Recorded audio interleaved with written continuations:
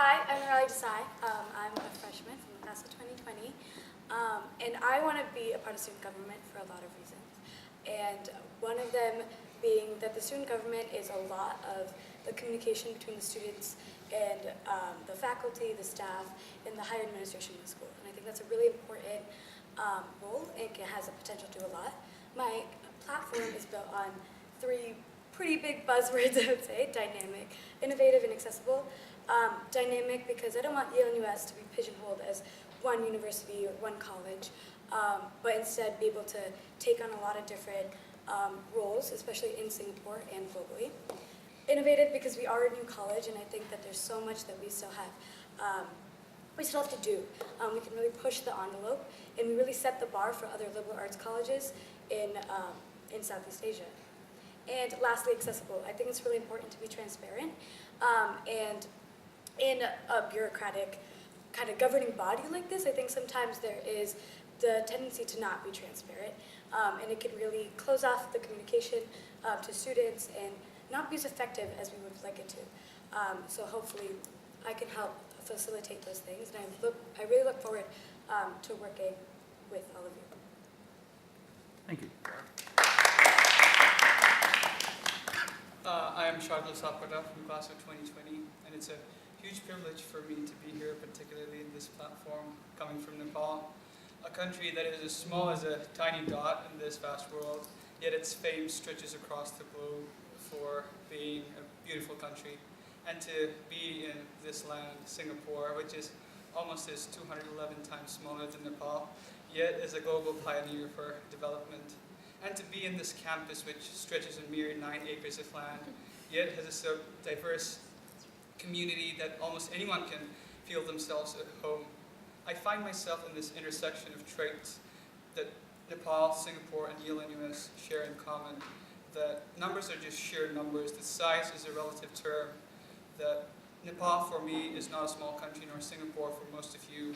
What makes us big is the hopes, ideals, values that people share, the goals and aspirations to excel, no matter where you are coming from or who you are.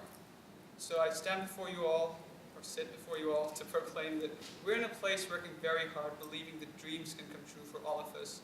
And as I stand before you all and think of this honor this is bestowed upon me, I recall the words of a famous author, Amit Kalantri, who says, "A single man is a minority, but a leader is a majority." So it's your time now to choose someone who will best represent you. And I'm really proud to be running alongside people who sure will be the greatest citizens of this world, no sarcasm. But today, the boy whose highest goal is to abide by the principles of honesty and allegiance wants to represent all of you with his candor. Today, the boy who's had ample experience in being a school prefect and a class representative wants to blend that experience into a newfangled environment. Today, your friend who in his efforts is asking you to believe in him and his utter hopes, who's running as a class representative in a place he fell in love with. So, my faith that we can build a better community together and we can have a good time together is what it all counts. With the vigor of standing against all of aggravating circumstances, I will hear your say and try to best mediate the channel between your hopes and the aspirations of our government.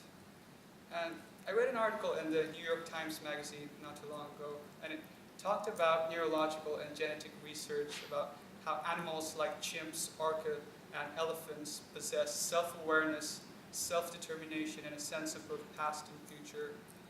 These very same traits, in other words, that we once believed distinguished us from other animals as they could freely roam, self-determine, and make their choices by using their innate sense.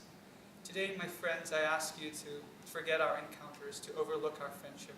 But I ask you to go beyond the friendship, to look beyond it, because I ask you to be wise enough than those chimps, those orcas, and those elephants, and to be able to use your innate sense and rationale to choose your best representative. They say when you don't vote, you get the government you deserve, but if you do, you never have the results you expected. But please don't abstain from voting. Thank you for your time. Thank you for your help. I like that don't abstain from voting. A lot of people have been doing that. So my name is Glenn. I'm from the class of 2018. I'm a junior. some would say that I'm finally running for student government. Yeah, Glenn. My campaign, I guess my campaign is really simple. I wanna advocate for mental health in this school. Because having been here for the past 2 years, I think one of the things that we do lack is, okay, we don't have a lack of mental health provisions. The provisions are clear, but the campus culture and its effect on our students' mental health is something that I feel very passionate about, and something that I feel is a problem that needs addressing. Because there are still a lot of people who are hiding in the shadows, and struggling, and they don't want to speak out about it. So I want to be that voice for people. Having had experience myself in that kind of position, it's been a project that I've been working on for the past year, and I would like to see it kind of push forward a little more in more official capacity as part of student government. My second point is that I want to try to build a couple more bridges, right, with the administration, because there's still a lot of moments where the administration will announce something and the student body will get real angry.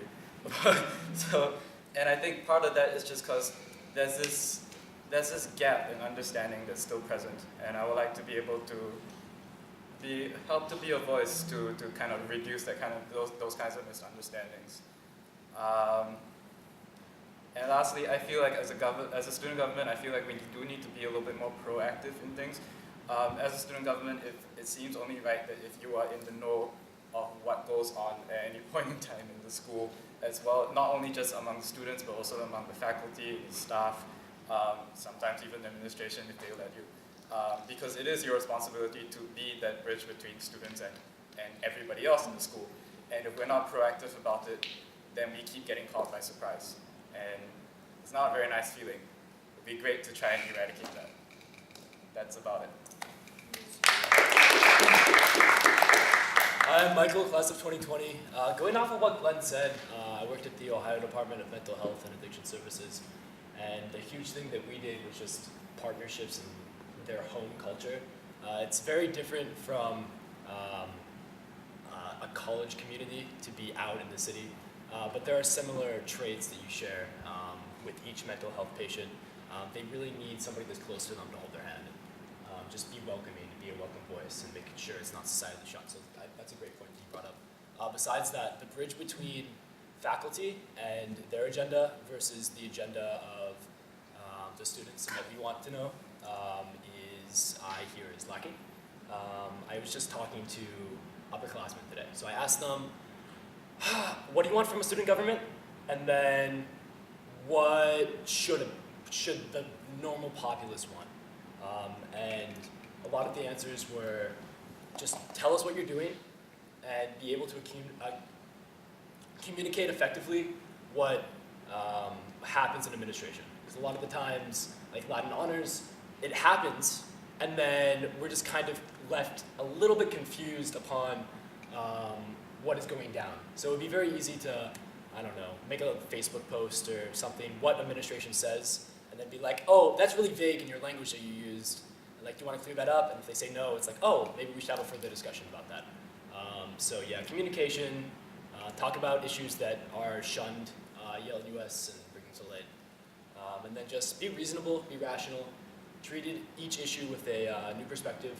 Don't get bogged down with your old mentalities of this is how I used to think back in the States or blah, blah, blah. But just come in with a new, fresh attitude on each new idea. So, yeah. Hi, my name is Avery Simmons. I'm from the class of 2019. So I'm running on a platform of vision, experience, and unity. These are all very vague words, so I want to kind of explain what I mean. So by vision, like I've been hearing some of my fellow candidates say, it's a bit unclear sometimes what precisely the role of student government is. And I've had multiple people ask me, like, why do I need student government? What does it do for me? So I think a major part of this first full-term student government is carving out that niche for student government. And I see that as three main things. First, again, being a platform and a loudspeaker to collate and then express the views of students, which is not a particularly new idea, but I think we can go at it with renewed vigor. Second, obviously, and this doesn't get talked about a lot, but student government is in charge of student orgs funding. So you need to remember that is a major part of student government, and we need to dedicate energy to that. I think the present student government, there's a bit of overlap with an older program, so the present student government hasn't handled that, but we will be the first government, if we're elected, to handle that. So that definitely deserves attention. And then finally, similar to what Glenn and Michael were saying about building bridges, this leads into my second point about unity. So what I mean by unity is, first, unity between the classes. I know that some, class of 2017 people feel disconnected from class of 2019. Hopefully the freshmen feel welcome, but I'd really like to increase the unity between batches.